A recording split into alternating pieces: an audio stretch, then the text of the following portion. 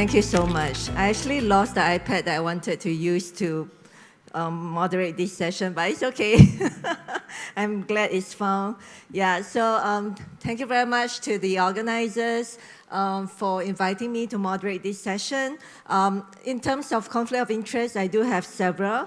A lot of my work at the Center for Health Intervention and Policy Evaluation Research is funded by pharma companies, but rest assured that none of those is associated with pandemic preparedness, crisis management.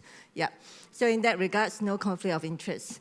So for today, we have very esteemed speakers, and I'm going to introduce them one by one as they take the stage. And I'm sure the organizers have left the best for the last, right? So thank you so much for staying on till the end of this conference with us. And you're going to find very interesting speakers, including a lawyer and politician. Yeah. Okay, so if you just give me a little bit of time to call up the first speaker for today. I had it all sorted out originally until I lost my iPad. Okay. But I think I can do it. I can do it offline. So first of all, we're going to have John from the World Health Organization to join us today to give the first talk. So he's going to discuss approaches to facilitate timely and equitable global access to quality, safe, effective, and affordable medical countermeasures against pandemic threats.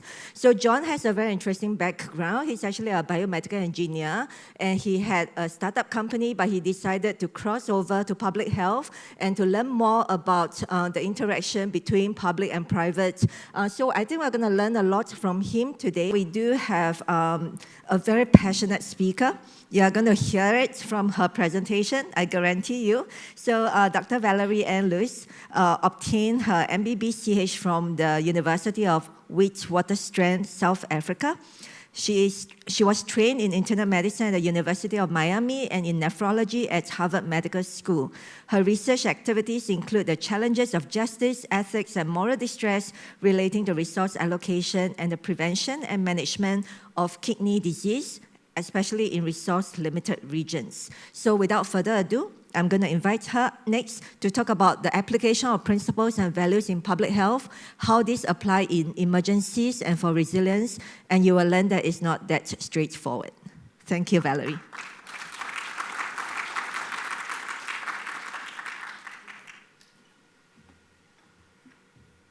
So thank you very, very much, and it's just an immense, immense honor and pleasure and a really wonderful experience to be part of this meeting today. I don't have any financial disclosures. So taking us back a little bit to 2016, towards the end of the Ebola epidemic, we were seeing a lot of commentaries and discussion happening in the literature, and these particular authors in the New England Journal wrote, "With the immediate crisis over, the world's attention has moved on. Ebola vanished from the headlines and seemingly from the policymakers' to-do lists, and yet it would be a huge mistake to turn away and declare the war over." And basically what they were suggesting is preparedness, health system strengthening, fostering global solidarity. But then fast forward to the COVID pandemic, and again, a flurry of sometimes angry editorials, commentaries showing up in all the prominent journals, on newspaper articles, and people being interviewed. It's a wake-up call. We were not well enough prepared. The horses left the barn, and we've closed the door behind it. Cyril Ramaphosa from South Africa coined the phrase vaccine apartheid, just drawing attention to the fact that, as we all know, the vaccines were really not well distributed. We know the high-income countries were tending to hoard. And basically throughout all this, Dr. Tedros was constantly trying to say nobody is safe until everybody is safe, and really appealing for some solidarity. Also, in September 2021, Antonio Guterres was giving a speech at the United Nations. We know that the vaccines had been very rapidly developed, were actually good and effective vaccines, but were not being shared. And essentially what he stated is this is a moral indictment of the state of our world. We've passed the science test with absolutely flying colors, but we are getting an F in ethics. And then the WHO in May 2022 published these data, which were from December 2021. And as we know, around 5.5 million people by that stage had actually died of COVID. But we were all relatively surprised to see that there was an excess mortality that was almost 3 times higher than this. And this was something that none of us were really thinking about. We were all looking on our apps and checking websites to see what's going on in our own country about the virus loads, etc.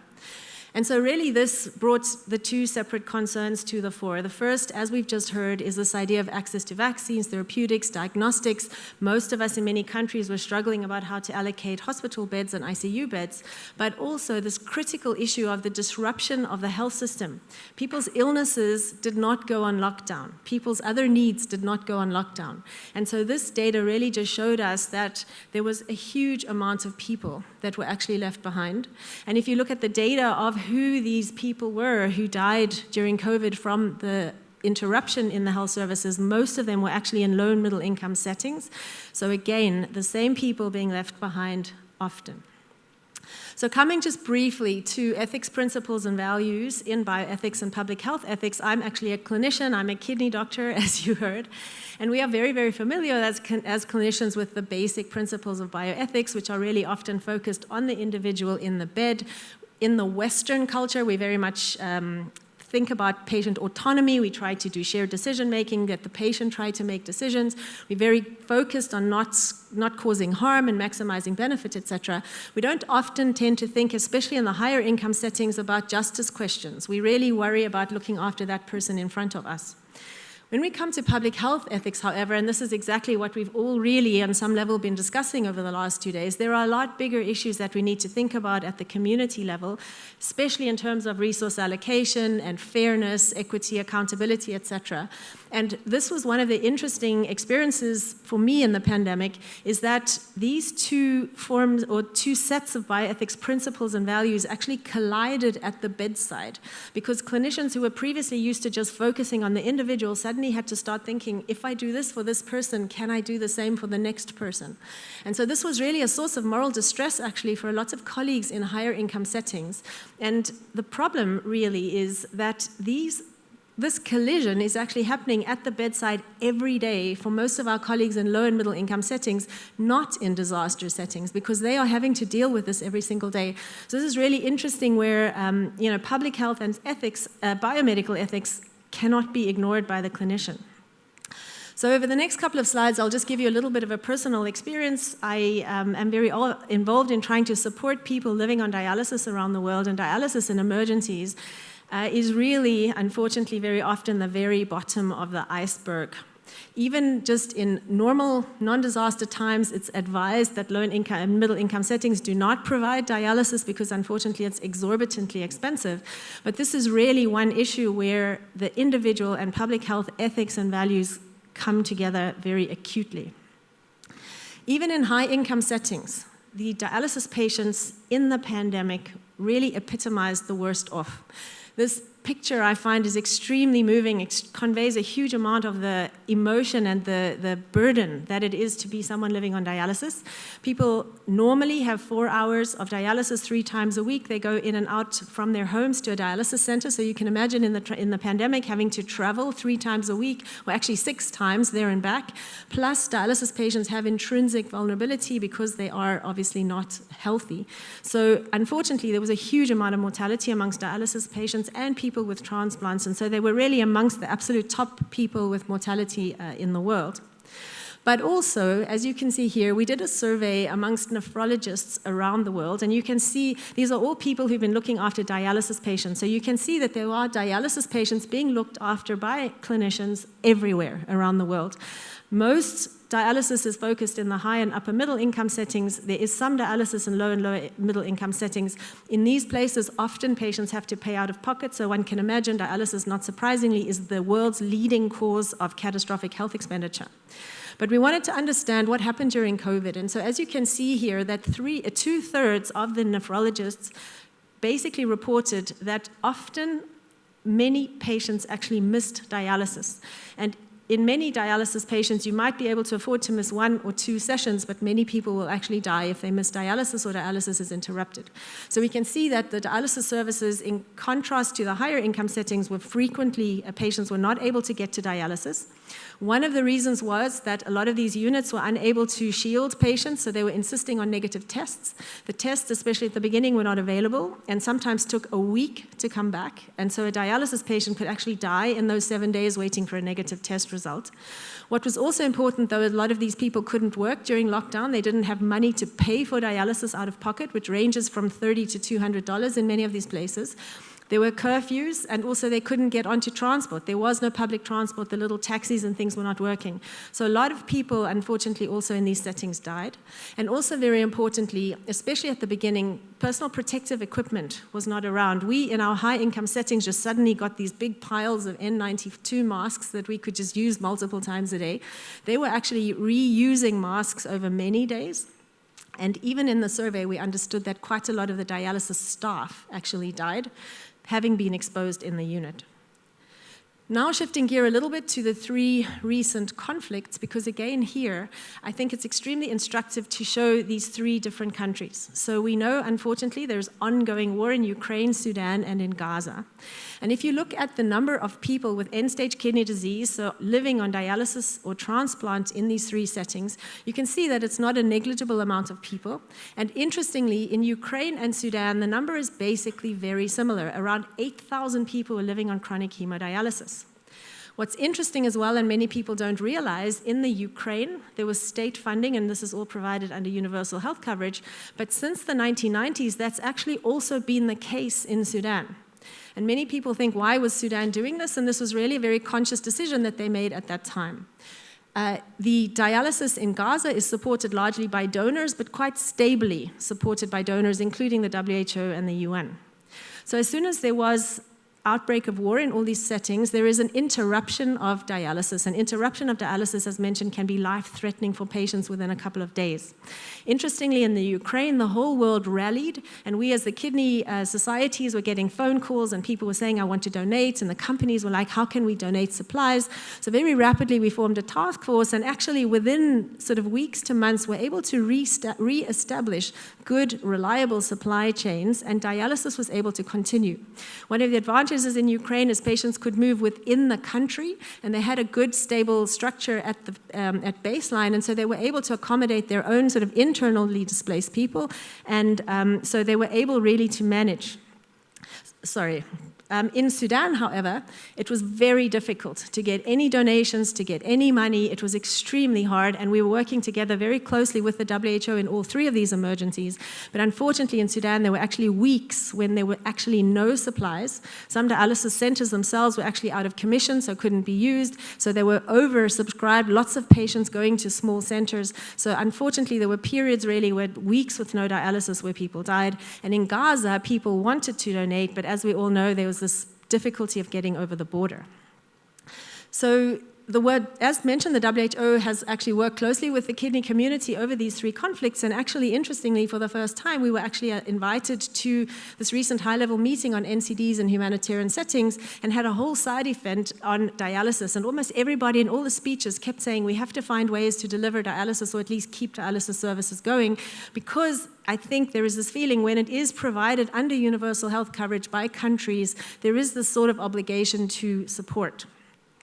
The problem is that dialysis is not simple. They were talking a lot about putting NCD packs in a backpack and going down the last road to the last village to meet the last person's needs. But unfortunately, dialysis is not something that fits in a backpack. So if you think about one hemodialysis session, this requires 400 to 500 liters of water per person. The electricity need is very high. There's 1.5 kilograms of supplies that's needed for one dialysis for one person. You can imagine this needs to be transported, it's high volume, and also needs to be thrown away, so it generates a lot of waste. The infrastructure needs to be there, the staff need to be functioning, and in many disasters, the staff themselves are burned out and struggling. Plus, obviously, there's huge costs in terms of money, but also climate impact. So dialysis is not a joke. And this is a picture that I was sent very excitedly. As mentioned, dialysis company donated supplies for Gaza. So these trucks were actually full of dialysis supplies, and they had been waiting in line for many, many weeks to actually get across, and this was the day that they were going to be allowed to drive into Gaza. So this, from our point of view, was great. The dialysis units were finally going to get some supplies, but the huge problem is we all see every single day in the news that they need water, they need food. There's so many basic needs that need to be filled in Gaza. And with this restriction of what can actually get across, one has to ask oneself about the prioritization here. This is a huge ethical and equity question, because the question is which other trucks on that particular day were not able to cross the border, who else's needs were not being fulfilled on that day because the dialysis needs were being fulfilled. So basically, just coming back now to this broader picture of equity, we really know that the highest risk people live in places with the least resources and the weakest health systems. We've been discussing that over the last couple of days, and this is really what we need to struggle with. And I think one of the critical things is we've heard about all this beautiful pandemic preparedness, but we also have to think, what about all those people who died not of COVID? We have to strengthen health systems at baseline, and this is absolutely critical, that these people with the unmet health needs, their needs start to become addressed. There's no hope, to me at least, of achieving any resilience if we do not have stronger health systems at baseline. And this is really just as an example. This is not going forward now. Can we move the slide? There we go. So just as an example, this particular newspaper article actually described one of those stockouts in Sudan, where basically no dialysis patient was able to get dialysis for a couple of weeks, and it's a horrible title, but this unfortunately was real. There are increasing number of news reports about the crisis of the dialysis patients in Gaza. There's now only 2 from the original 7 units that are functioning, massively oversubscribed. People are dialyzing for 2 hours once a week, which is really just their lives are hanging on a thread, and people dying every week. But interestingly, and just in the crisis session, we heard about how Ukraine has been so conscious about HTA throughout this whole war, and even in COVID at the same time. In Ukraine, there's actually been more kidney transplants during the war than there were in the couple of years before that. And here's a newspaper article of the first heart transplant they've done in a child in Ukraine in the middle of a war and just coming out of a pandemic. And these reports really just show, to me, are illustrating Ukraine has been incredibly resilient from this perspective, because I think they had a much stronger, much more well-functioning health system than the other 2, and it really just illustrates if the system is strong at baseline, there is a hope of some sort of resilience and maybe even strengthening during a crisis. So to me, there is an ethical imperative to build resilience, and this means strengthening baseline health systems. This is one example from a report associated with the EMRO WHO office.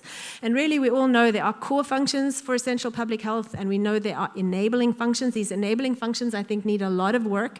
We need to work on governance, workforce, we need to work on communication, and very critically, we need to do research. And what we've learned in the kidney world is that even doing research during disasters is crucial to understand what are the barriers there, but we also need to understand what are the barriers at baseline that are preventing us from strengthening health systems at the moment. And implementation research hopefully can then be designed to really try to tackle these in a very practical, local, contextual manner. So as my last slide, really, I think the bottom line through all of this is we have to foster global solidarity, because if we are all honest, we really know that inequality kills, and I think we have to find a way to interrupt this. And for me, basically, I think that Sustainable Development Goals embody what we really need to strive for. There are so many social and structural determinants of health that need to be addressed. We cannot expect the health system alone to solve the problem. And really, we need to think from an equity and ethics point of view. We need to enable the capability of the health system, but also of the individual, because individuals that are stronger themselves are actually more resistant, and they are more resilient, and more resilient people also foster then a more resilient health system. So thank you very much for listening.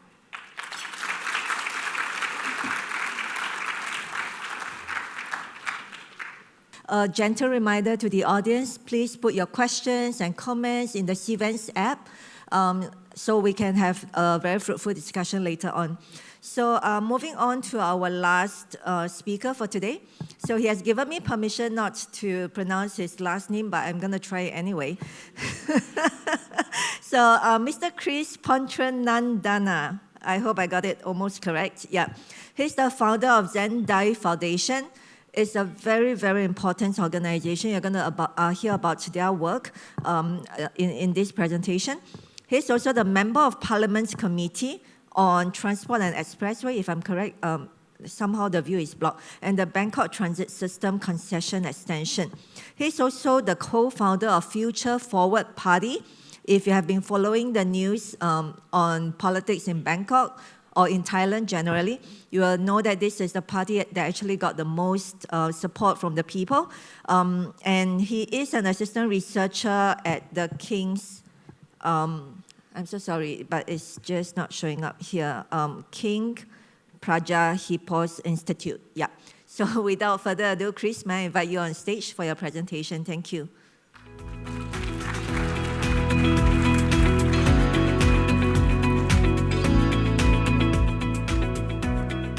Hello, everyone. I'm really glad and we feel honored to be here. Thanks, at first, thanks HITAP for inviting me.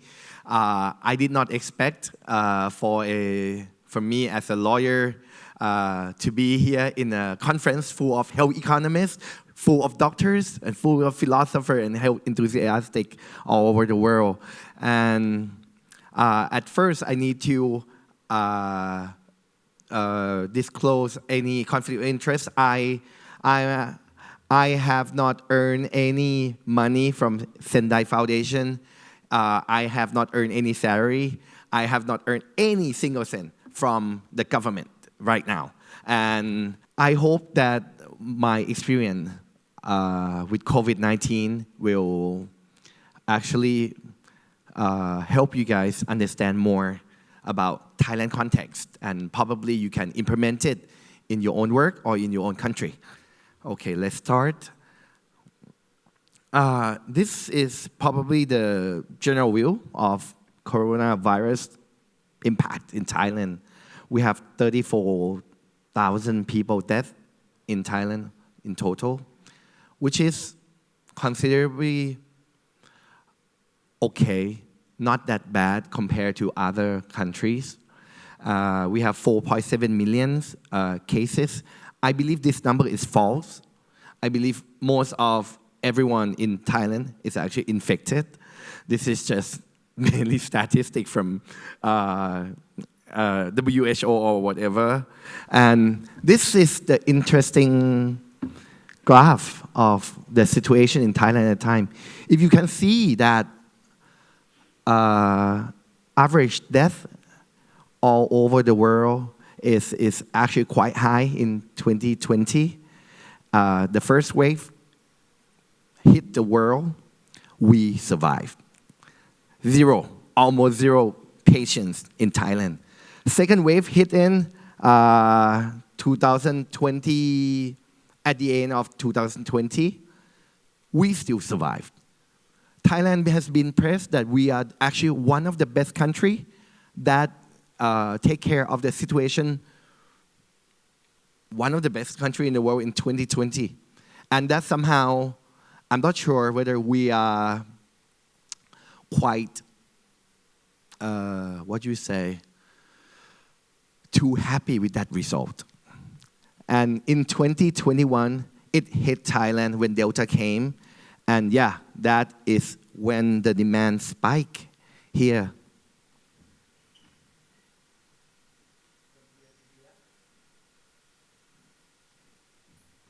At that time, everything fall apart. So I will show you this is how the mindset of our organization is doing. At first, I think for average person who hear about the news, we all have sympathies, of course. And when it starts to be, when the victims start to get closer to us, we start to feel empathy, we start to feel pain in our mind. But what will actually happens when you feel that you need to do something. And that is what happened to me, that this guy, his name is Kulasap Watanapon. He's a brother of our co-founder. He died on the end of April 2021. And that time, the beds and the healthcare system is still there. Nothing fall apart. There's hundreds of beds all over every hospital in Bangkok, and this guy have contacted with a person who actually contact with super spreader in Thong Lo. In Thong Lo, that time, like, we have the news, like we have super spreader outbreak in April, and he contacted with him, but then he couldn't call anyone. He couldn't find any transportation. He couldn't get any queue at the screen point. And then at the end of the day, 7 days later, he died. And he wasn't only the person who actually experienced that. There's other cases in Thailand that happened the same, that the only way that the government told us at that time is if you think you have a COVID infection, you could go to any hospital nearby and get a free screening test. And the problem is no hospital actually doing that. Nobody giving tests at all. And everyone just claimed that the test is gone out, it's empty, we don't have any tests going on, it's just blah and blah and blah. And that is the first day I feel that I could do something, because the mother of Kun Kulachet Watanapon actually contacted with him for the whole week.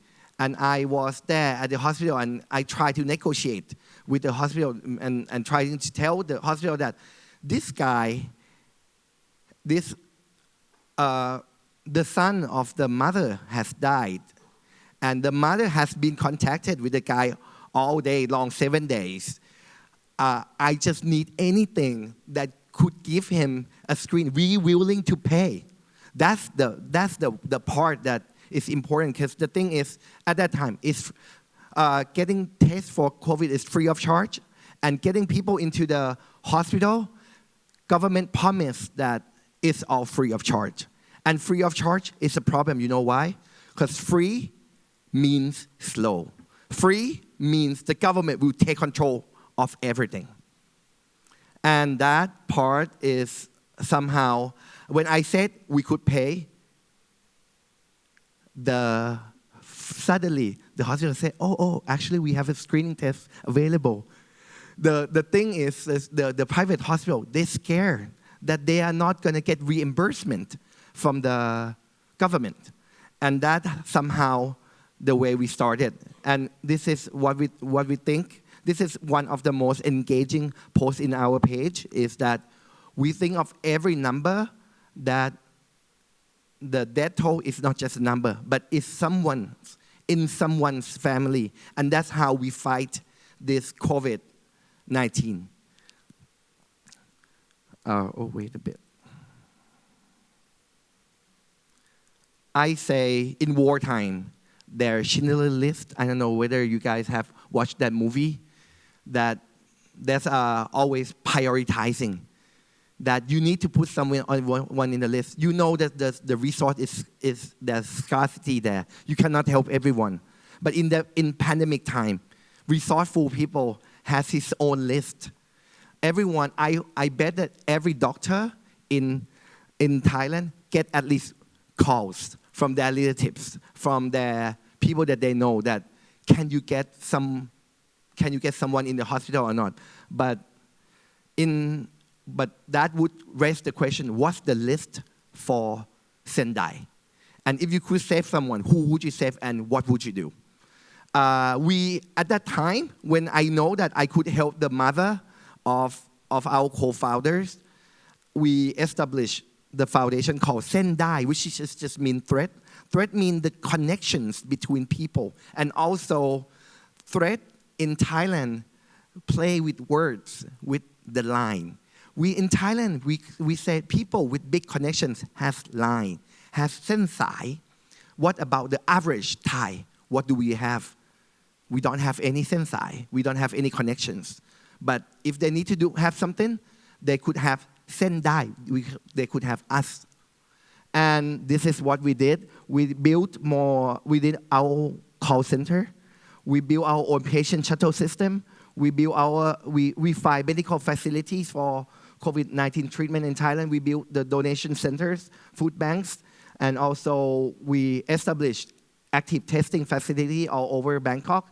We recruit more than 1,000 volunteers. We inventing our home isolation system. We inventing new workflow for the active activity facilities. So at first, people say, we couldn't call anyone. And then I asked the public, then what is so hard about establishing a call center? So I just post one post and say, I know that there's so many people who are free right now, and I know there's so many telephones in the world. What is so hard about making a call center? So sending me, why not sending your old phones to me? And then at that time, that day, I posted, hundreds of phones flew through my house. And then I recruit like 10 or 15 of people in my house, in my friend circle, to be the one who actually can pick up this kind of phones. And then from that time until the end of the pandemic, we're giving out more than 100,000 lines of advice. And a lot of the time, people didn't know what to do. They didn't want any kind of medication. They just want someone to talk to. At that time, everyone is in their home watching a national TV announcing death, announcing infections. They didn't know what to do, and they want to call someone, but nobody couldn't. Somebody might have a cold, and they thought, oh, maybe they have COVID. So this is what we did, and oh wait, why didn't it go? Okay, and this is how. And okay, well, let's skip to this one first. And people couldn't find a transportation to go to hospitals, because the government said, we will pick you up. How could a government pick you up? There's no way.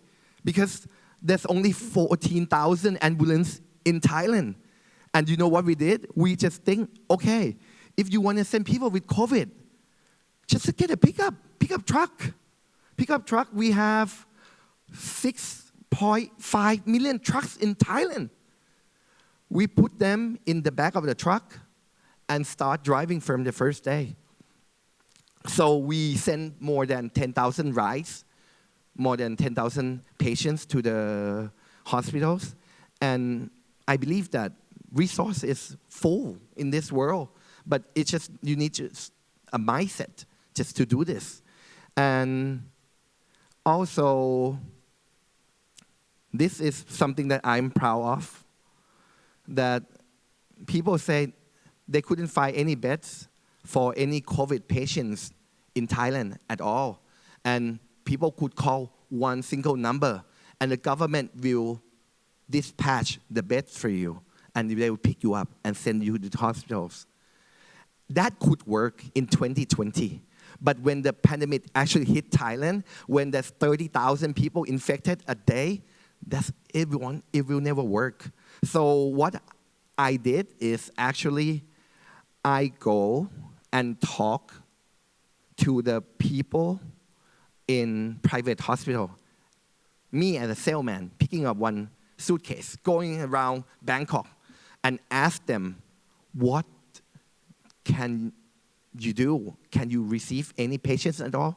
And a lot of times, they say, our hospital is free, but we couldn't access any pool of patients. You know why? Because the government expects everyone to call into one single number and dispatch from that center. And in order to get this kind of system works well, you need Google.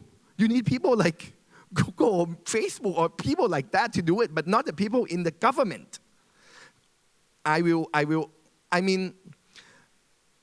not blame them. everyone has their own jobs before. Pandemic is new to everyone. The ideas is hard to do. But what you can do is actually trying to be more, this thing is kind of slow, right? So what I did is just easy. I invented a chatbot in just simple chatbot. You code it and like 4 sentences come up. So people could go into our page, Facebook, put in all the conditions of what they have. So they will put in a Google form. The Google form will send it through the spreadsheet. And then in that spreadsheet, the private hospitals can look at the spreadsheet. And then they know what they can do. Because each hospital are different. Some might have pediatrists, some might have dialysis doctor, some might have people who can take care of the 608, and with people who take care of cancer, the doctor who specialize. So each hospital, they are different. If you look at it from their own incentive, they all want to kill patients. Because if you kill more, they get paid more from the NHSO. However, they couldn't get through those black box that the government actually created. So that is what we did. So this is how we do. And then the system started to flow. And not only we did the system, we also encourage the government. We also advocate this kind of policy that at that time, it's not the transportation or the treatment that the government actually monopolized. They also monopolized the screening test. The screening test at that time, they say that they care about the accuracy. They say that the only way they could accept the people into the treatment or into a hospital, they say you only need RT-PCRs. And the problem with RT-PCRs is it is slow, it is costly, it is not transparent, because the lab is the only way, is the only one who actually can access that information, and that actually problems in like ethical questions actually raised that some labs actually doesn't give out the test result to the patients because they actually want to reserve those tests and send the patients to the hospital that they want so they could get some kickbacks from those kind of hospitals. Somebody died in Thailand and did not get any tests at all. And what we did is we tried to encourage the government that we posting it in our Facebook page. We giving out all the interviews and giving out all the news that we need to start adopting ATK, antigen test kit, or rapid antigen test kit. You guys all over the world, in America, FDA approved it in the year 2020, and Thailand start using it in August 2021, which is past the peak of the pandemics in Thailand. And they said that they couldn't trust ATK because it's less accuracy. And okay. Okay, let me just summarize all these kind of things. That we did a lot of things, but what I want to tell you guys is that public health and private medicine, they have different kind of mindset. The private one, at that time, the doctors tend to care about the best solution from every patient. They didn't have the mindset to fix it yet. That having, like, they've been trained in a normal, average circumstance, so they're too slow for pandemic. They check every single possible to reduce errors much as they can. But the thing is, it's too slow. And they are not innovative enough. So instead of doing that, I say that we need to understand the incentive of the people in the government and the incentive of the people in private hospitals. And if there's anyone who could bridge the gap between these kind of people, the people in the government will perform everything under their own duties, under their own limitation of law. They will not take any risk because their incentive is to promote a better position, a salary rise, and keep their job. And the private one, what they want to maximize their profit. So the problem is, who will be the people who bridge the gap? And at that time, I believe it's Zen-Dai.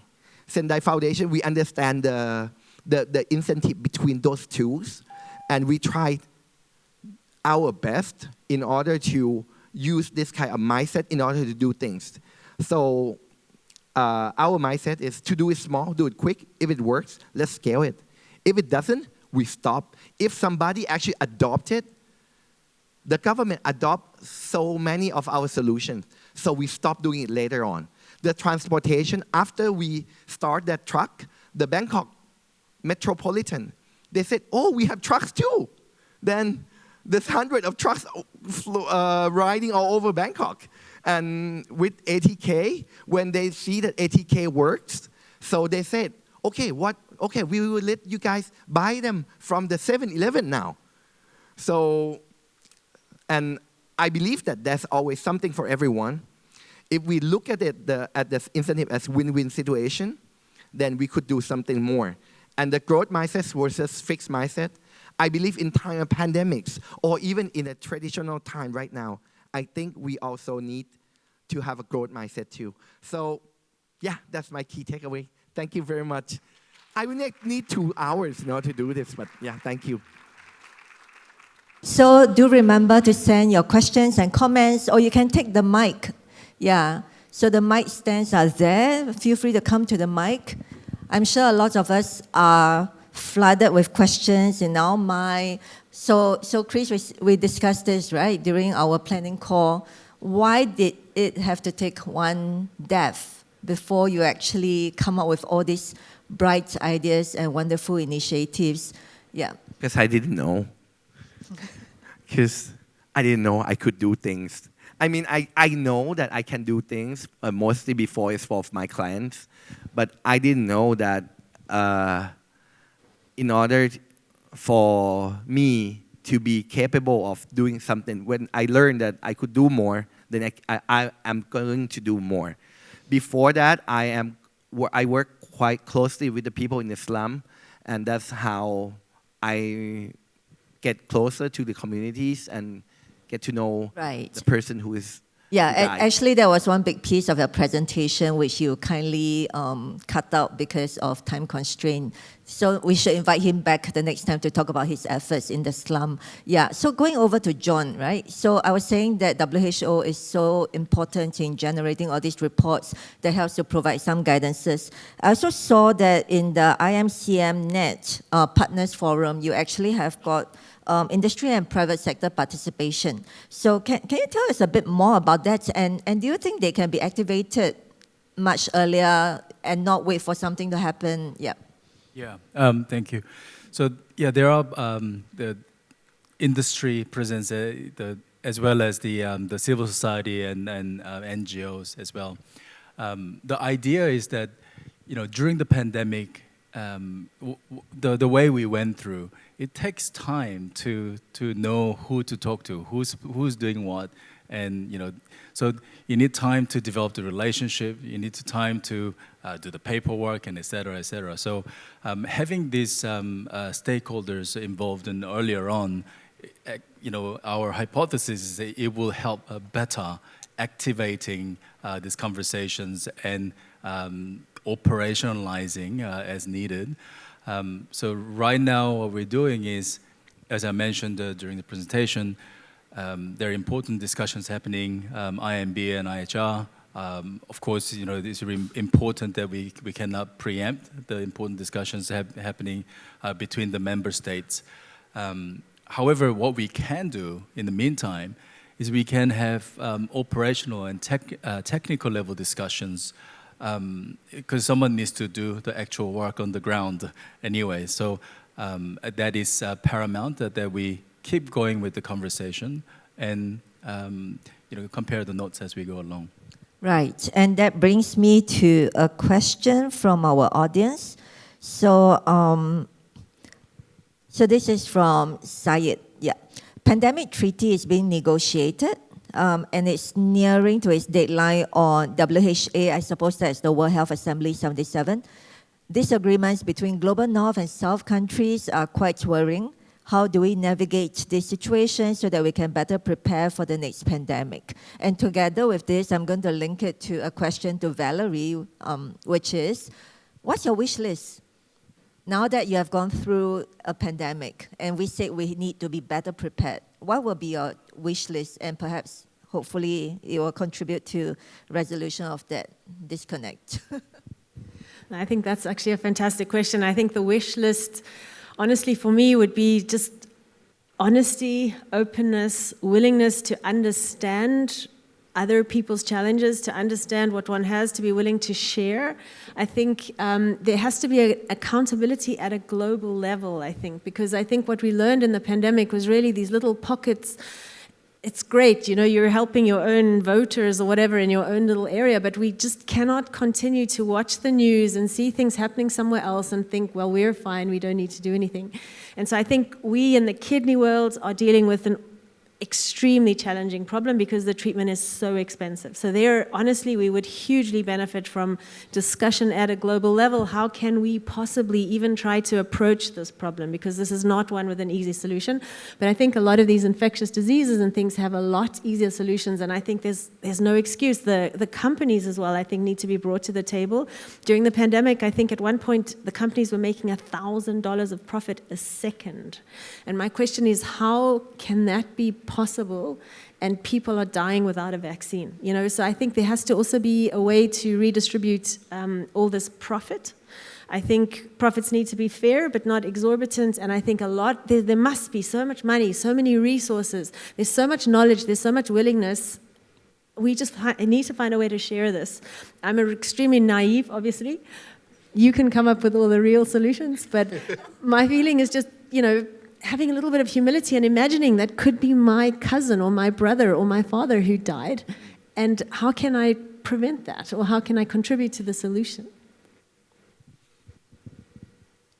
So Chris, what's your next step after, so COVID is still here, but not quite as severe as it is, not a pandemic level kind of event.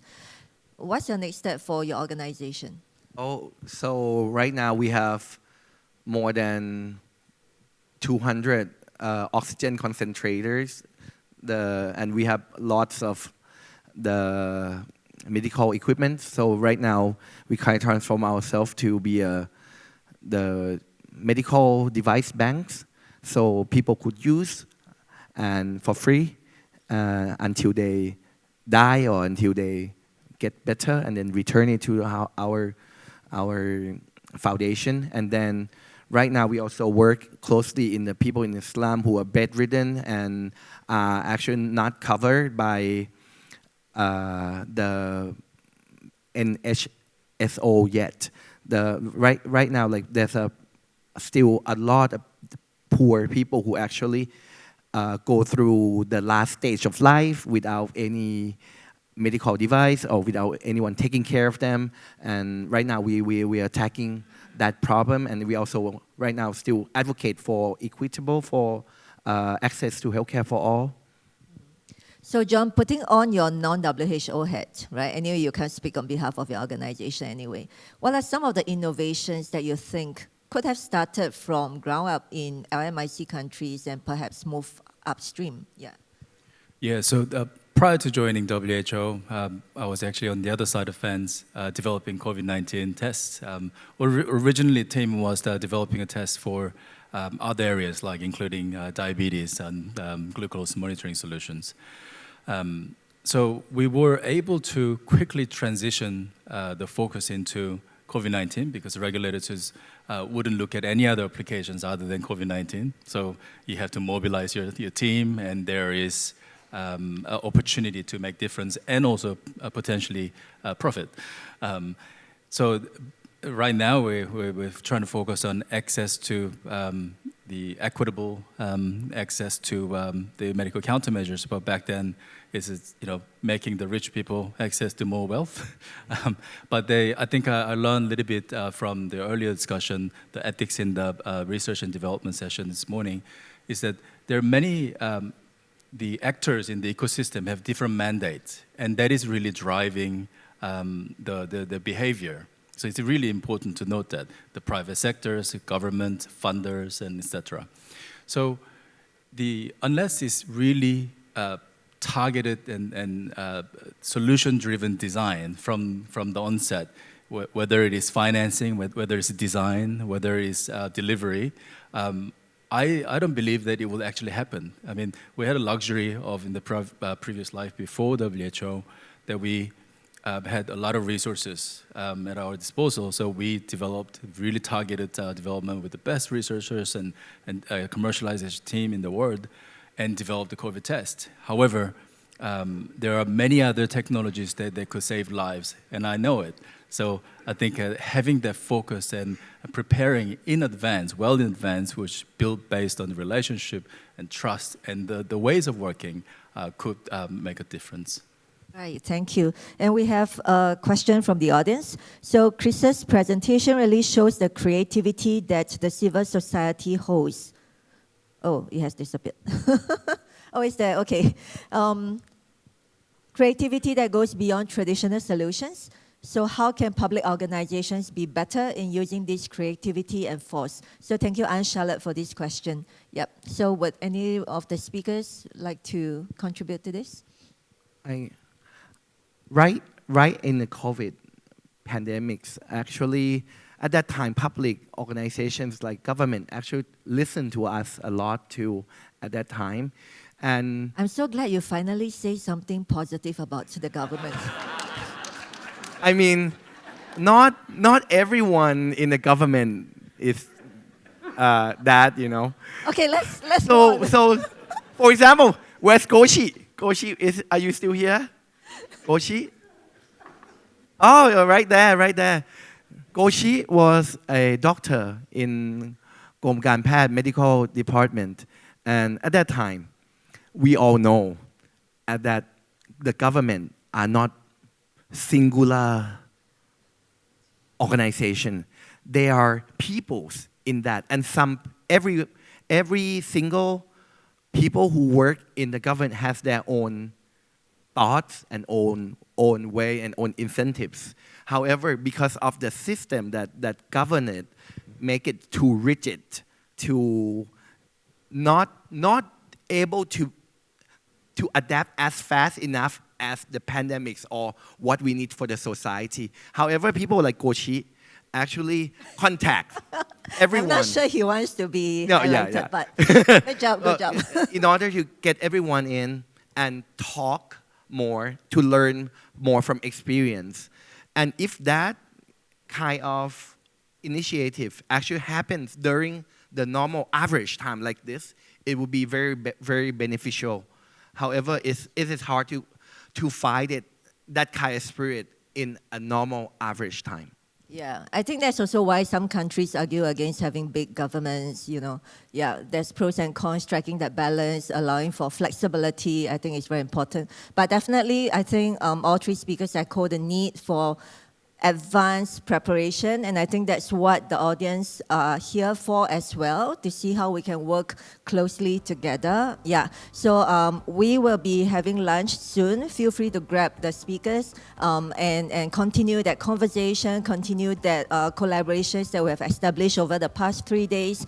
So with that, I'm going to bring today's session to a close. Yeah, thank you so much for being here.